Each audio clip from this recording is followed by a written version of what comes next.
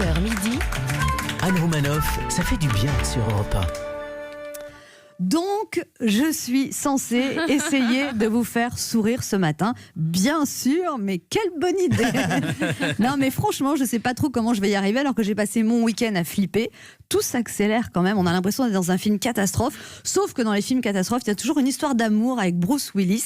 Et là, la seule histoire d'amour que j'ai, c'est avec mon gel hydroalcoolique.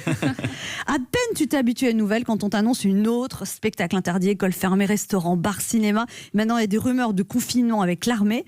Est-ce que vous aussi, vous êtes nostalgique des grèves de décembre? J'avoue. Ah, mais les grèves, c'était bien. On râlait contre les grévistes ou le gouvernement. Là, on peut toujours râler contre le virus. Il s'en fout. Il y a plusieurs manières de réagir face au stress. T'as les malins au courant. J'ai entendu dire qu'au prix de la place d'Italie, il reste du papier toilette. Et à la pharmacie de la rue Ballard, il y a du gel hydroalcoolique. T'as ceux qui cherchent à calmer leur angoisse comme moi. Hier, j'ai mangé quand même... une tablette entière de chocolat au lait aux noisettes et un pot de tarama, soit 2500 calories dans chaque cuisse.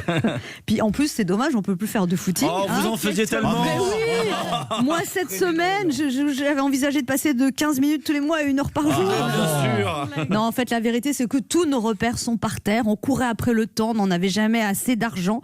Là, on va se retrouver avec beaucoup de temps et plus tellement d'argent. Alors, le souci des Français, et je me mets dans l'eau, c'est qu'on est indiscipliné, rebelle à toute autorité. Vous savez, tous ceux qui disaient depuis 15 jours « Oh, attends, Vous m'imitez bien. JP. Là, je sens que c'est pour moi celui-là. Hein. Oh, ce virus, c'est une grosse grippe, ils en font trop. » T'as tous ceux qui, encore samedi soir, ont dit « Attends, mais je m'en fous, on s'embrasse quand même. Fuck le virus, remets-moi une pression. » Et hier, dimanche, encore, les parcs à Paris étaient pleins de parents avec des enfants en poussette, des enfants sur les toboggans, des coureurs, des amoureux sur les bancs, de copains qui pique-niquaient, d'ados qui se faisaient bronzer. C'était beau, c'était convivial, mais c'était totalement irresponsable.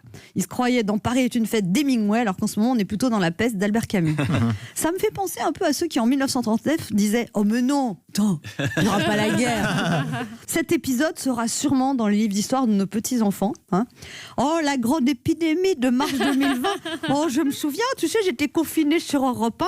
Je sortais juste pour faire les émissions à la radio et en partant, je volais tout le papier toilette. Alors, on dit qu'à toute chose, malheur est bon. Espérons qu'on sorte de ce séisme différent, plus solidaire, plus intelligent, plus conscient des priorités essentielles de la vie.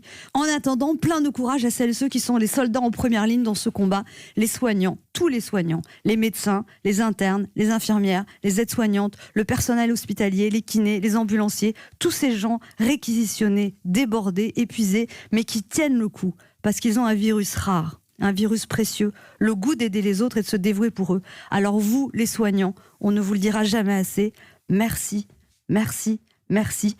Et peut-être qu'après tout ça, quand tout ça sera fini, j'espère que vous serez enfin vraiment bien considérés. Ouais.